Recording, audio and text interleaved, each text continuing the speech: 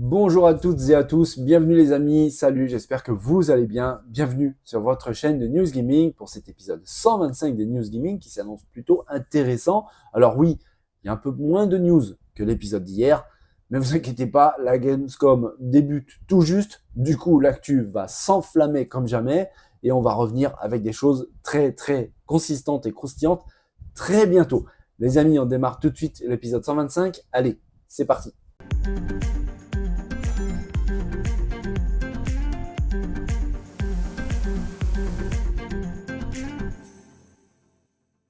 Allez, on démarre cet épisode 125 des News Gaming avec une news qui a vraiment une grande importance, surtout pour l'éditeur et fabricant japonais Nintendo. Il y a un énorme changement qui se produit en ce moment même chez le géant japonais, avec quelque chose qui aura très probablement une petite répercussion pour nous joueurs, tout simplement parce qu'il y a une personne qu'on ne connaît pas vraiment, mais pourtant on a affaire à lui quasiment tout le temps, en tout cas pour ceux qui aiment l'univers de Nintendo et les jeux de Nintendo, cette personne, c'est ce monsieur qui s'appelle Charles Martinet. Et contrairement à ce qu'on pourrait penser avec son nom, ce monsieur est américain, il est âgé de 67 ans, et ce monsieur, c'est tout simplement la voix de Mario, mais aussi de Luigi, mais aussi de Wario, de Waluigi, bref, on le connaît à travers sa voix depuis près de 30 ans. C'est la voix, en gros, pour résumer, de Mario, de tous les épisodes, de tous les jeux, les Super Mario Bros, les Mario Smash Bros Melee, Mario Kart, bref, il fait partie, entre guillemets, de notre vie depuis très longtemps. Monsieur Martinet prend tout simplement sa retraite. Il arrête d'être la doublure du plombier du géant japonais Nintendo. Il va passer à autre chose, mais toujours plus ou moins au sein de la société de Nintendo. Il faut savoir qu'en fait qu'il va devenir ambassadeur de Mario, c'est aussi simple que ça. C'est une belle petite reconversion, mais c'est vrai qu'au niveau du jeu vidéo, on n'entendra plus sa voix au travers les méga titres, méga hits de Nintendo. Et d'ailleurs, à ce titre, là, actuellement, on voit à l'écran Super Mario Bros. Wonder, qui a été présenté il n'y a pas très longtemps, au dernier Nintendo Direct. Et les fans avaient remarqué un petit changement dans la voix de ce Mario. Eh bien, les fans avaient vu juste, parce que oui, Nintendo a confirmé que déjà, dans ce Super Mario Wonder qui arrive bientôt, eh bien, ce n'est pas la voix de Monsieur Martinet qui fait le travail, qui est là pour doubler Mario, mais bel et bien une autre personne. Pour l'instant, on ne connaît pas l'identité de cette personne. Nintendo n'a pas encore dévoilé le nouveau doubleur, la nouvelle doublure vocale de Mario. Toujours est-il qu'un événement est prévu. Une vidéo entre Charles Martinet et Miyamoto doit arriver. Très certainement pour, en gros, clôturer cette magnifique et incroyable aventure de ce monsieur au sein de Nintendo qui est resté fidèle à la marque japonaise près de 30 ans, c'est absolument gigantesque. Et au final, on a seulement maintenant un nom, une image de cette personne qui fait partie un petit peu de notre vie, surtout si on est joueur Nintendo. On a tous entendu sa voix. Aujourd'hui, on a un nom, on a un visage. Monsieur Charles Martinet, donc à 67 ans, prend sa retraite de doublure. On ne sait pas s'il a d'autres projets futurs avec d'autres fabricants, avec d'autres éditeurs. C'est possible, pour l'instant on n'en sait rien. En tout cas, bon vent à lui, bonne retraite, et puis tout simplement, merci pour la voix de Mario. Les amis, vous vous souvenez d'Immortal Phoenix Rising, un bon jeu d'Ubisoft, franchement, qui était vraiment pas mauvais du tout, avec cet aspect cartoon plutôt bien réussi. Il a eu un joli succès. Eh bien, on a appris il n'y a pas très longtemps, comme quoi, normalement, il aurait dû avoir une suite, et cette suite a été annulée. J'en ai parlé d'ailleurs assez régulièrement, qu'Ubisoft a traversé pas mal de difficultés et qui malheureusement ont été obligés, plus ou moins, de reporter pas mal de jeux, d'en retarder, mais aussi d'en annuler certains. Eh bien, on apprend aujourd'hui des détails concernant cette suite qui franchement aurait été bien différente et à mon avis ça aurait plu à pas mal de monde. C'est un peu dommage d'ailleurs qu'ils n'ont pas été au bout de leur idée. Toujours est-il que ce jeu, normalement, aurait dû être un jeu d'action-aventure, un petit peu à ce qu'il y a, par exemple, chez Elden Ring, chez The Legend of Zelda Wind Waker. En fait, tout simplement, le jeu aurait dû mettre le personnage dans un monde aux allures un petit peu polynésiennes. On aurait pu avoir des choses plutôt sympas avec en plus de ça un choix dans la configuration du personnage, choisir entre un homme, une femme, l'apparence du personnage, sa corpulence, son équipement, ça aurait pu être vraiment bien. Ce personnage aurait dû normalement attirer les faveurs des dieux locaux dans le jeu pour pouvoir acquérir des pouvoirs élémentaires pour pouvoir suivre l'aventure.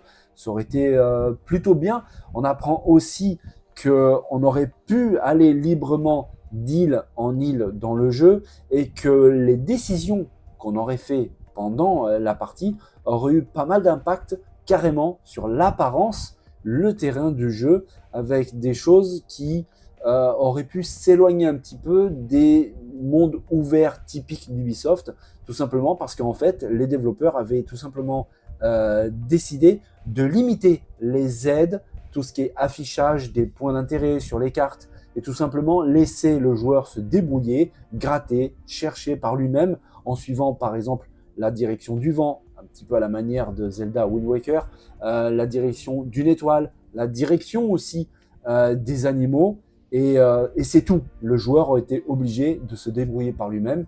Ça aurait pu être assez sympa.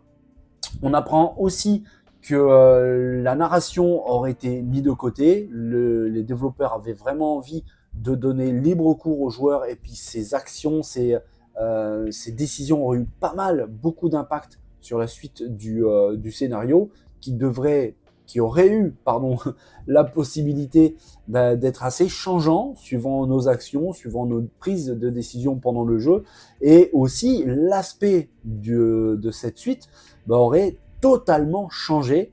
Vous l'avez vu dans cette vidéo, le premier Immortal Phoenix Rising était assez typé cartoon. Là, les développeurs d'Ubisoft avaient envie de partir sur un autre style, beaucoup plus réaliste. Et pour illustrer ça, on se retrouve avec une image, la seule d'ailleurs de ce jeu qui était en développement.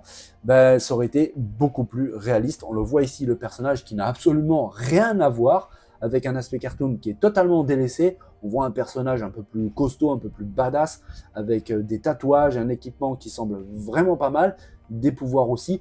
Bref, c'est pour l'instant en tout cas, il y en a très certainement d'autres, mais c'est la seule image disponible de cette suite d'Immortal Phoenix Rising qui, avec tous ces changements, on peut se demander si ça serait pas plutôt un reboot qu'autre chose. Le jeu a été annulé. Pour l'instant, tout ça, ce n'est que de l'ordre de l'imagination, parce que véritablement, on n'aura pas l'occasion de vérifier toutes ces belles promesses, parce que franchement, ça aurait été plutôt pas mal à mon avis. Peut-être, on ne sait jamais, mais peut-être qu'un jour, Ubisoft va déterrer le projet, parce que vu l'image, ça semblait quand même en bonne voie. Donc ça serait peut-être pas mal qu'Ubisoft garde ça un petit peu sous la main et revienne dessus d'ici quelques temps. On sait, il y a des gros jeux qui arrivent. On sait aussi, il faut qu'ils se débarrassent de ce gros problème, entre guillemets, de Skull and Bones. Peut-être que tout ça, une fois passé, ils reviendront sur ce reboot de Immortal Phoenix Rising. Mais c'est vrai que cette image est plutôt pas mal. C'est dommage, on n'en verra pas la suite. Si vous êtes fan de machines en édition collector, vous le savez, sur console Xbox, on ne peut pas changer les coques de la machine, car il s'agit d'un bloc. La Xbox Series X ou S n'est pas comme la PS5, par exemple, avec les coques latérales qu'on peut enlever, mettre des coques collector, à l'image, par exemple, de Spider-Man 2, qui rend la console vraiment jolie. En plus de ça, c'est vraiment très très bien fait. Sur Xbox, c'est pas possible. Alors, d'un autre côté, Xbox propose très souvent des éditions collector de la machine, mais ce sont des machines complètes. La coque elle-même, la console elle-même qui est peinte, qui est sérigraphiée aux couleurs de tel ou tel jeu, mais il n'est pas possible de changer nous-mêmes l'apparence de la console, sauf que Xbox vient d'avoir une très très bonne idée, vraiment, en plus de ça c'est plutôt bien fait, avec une sorte d'habillage qu'on peut maintenant apposer à sa console pour la rendre un peu plus personnalisée. Pour l'instant, il y a 3 habillages différents, camo un peu bleuté et camo un peu blanc, et surtout un habillage Starfield, avec une petite vidéo qui montre la chose plutôt sympa. En fait, il s'agit tout simplement d'un habillage qui vient envelopper votre console. C'est plutôt bien fait, les matériaux semblent être de qualité, l'intérieur est en une espèce de silicone qui vient véritablement adhérer à la console pour ne pas bouger. Le tout est maintenu à l'arrière par un système a priori en mode velcro, mais en tout cas, la qualité est là. En tout cas, ça semble être véritablement pas trop mal fait. L'habillage, on le voit, voilà. Et en plus de ça, ça ne change pas les caractéristiques de la console. Tout ce qui est ventilation, tout ça, ça reste d'origine. On le sait, hein, les consoles chauffent quand même pas mal, surtout celles d'aujourd'hui. Et ça aurait été dommage qu'une chose pareille puisse venir embêter le point le plus sensible de nos machines, la déperdition de chaleur. Et Xbox vient de déclarer quelque chose au sujet de cet habillage. Et je cite, « Les habillages ont été conçus spécifiquement pour la Xbox Series X afin d'épouser leur forme avec précision. Chaque détail a été pris en compte pour préserver les performances optimales de votre console. Les ventilations, on en parlait, sont toutes dégagées et de petits pieds ont été ajoutés en bas des habillages pour garantir que l'air puisse circuler librement à travers la console. Fabriqués à partir de panneaux solides recouverts de tissus de grande qualité, les habillages se rabattent autour de la console et se fixent à l'aide d'un crochet et d'une boucle de fermeture. L'intérieur des habillages est imprimé en motifs en silicone qui les maintiennent en place. » Donc là, tout est expliqué. Je vous l'avais dit, l'intérieur de l'habillage est en matière siliconée avec en plus de ça apparemment des motifs, ce qui permet à adhérer parfaitement à la console. L'habillage vers le bas de l'habillage, donc en gros vers le pied de la console, a comme des petits pieds, des petits excroissances qui maintiennent l'habillage un peu surélevé. Donc l'air sur la Xbox, vous le savez, l'air est aspiré par le dessous de la console et expulsé par le haut. Et bien l'air peut toujours circuler de manière normale, comme s'il n'y avait pas cet habillage, mais ça rend votre console un peu plus, j'ai envie de dire, collector. Et à noter que cet habillage Starfield est parfaitement en raccord avec la manette et le casque Starfield. Et le seul dommage, c'est qu'en fait, cet habillage sortira le 18 octobre prochain. Alors pour les prix, c'est excessif et en même temps, c'est pas tant que ça, parce qu'au niveau qualitatif, ça a l'air d'être plutôt pas mal, mais il faut quand même compter dans les 50 € pour l'habillage exclusif Starfield, qui sortira donc le 18 octobre prochain. C'est juste en gros ça, moi, qui me dérange un petit peu. Ça aurait été franchement bien d'avoir cet habillage le jour de sortie du jeu, le 6 septembre, mais bon, dans l'absolu, c'est pas très grave. Un petit peu plus tard, même pas un mois après, un peu plus d'un mois après, on pourra habiller sa console aux couleurs de Starfield. Si vous êtes fan et que vous avez déjà le casque et la manette, franchement, vous aurez l'ensemble complet et c'est plutôt pas dégueulasse en plus. Vous le savez les amis, la Gamescom commence tout juste et il y a un jeu de baston qui normalement sera présent à la Gamescom, un jeu qui est très attendu par les fans sur PlayStation. Je veux parler de Tekken 8. On ne savait pas quand est-ce que ce jeu normalement devrait sortir. Eh bien, il y a une grosse rumeur qui vient de leaker comme quoi le jeu va arriver au mois de janvier prochain. Si vraiment ça se révèle exact, normalement c'est le 26 janvier prochain. On apprend donc cette belle nouvelle. Si ça se confirme, ce sera une belle nouvelle. On verra ce qu'il en est. En tout cas, on apprend aussi pas mal de choses sur le système de combat, les mécaniques de gameplay. Vous le savez, dans un jeu de baston, c'est quand même une composante relativement très importante, avec des nouvelles choses qui vont donc débarquer sur ce Tekken 8, des nouvelles mécaniques appelées hit, avec des nouvelles possibilités pour les joueurs. Le hit avec ses dérivés, hit engager, hit smash. Par exemple, le engager va, quand vous activez cette possibilité, votre personnage se précipite automatiquement vers votre adversaire, ce qui lui donne un avantage significatif quand vous voulez réaliser des combos. Ça, c'est pour le hit engager. Pour le hit smash, eh bien, c'est la possibilité d'utiliser quasiment toute votre énergie pour pouvoir infliger des coups extrêmement puissants à votre adversaire. Après, vous savez, le contre-coup, si votre coup ne porte pas ses fruits, si vous ne mettez pas votre adversaire au tapis, vous pouvez vous retrouver dans une fâcheuse situation parce que justement, ce coup a épuisé toutes vos réserves d'énergie. Ça semble plutôt pas mal au niveau des mécaniques de gameplay, avec en plus de ça, cette rumeur, ce leak, comme quoi le jeu pourrait arriver dès le 26 janvier prochain.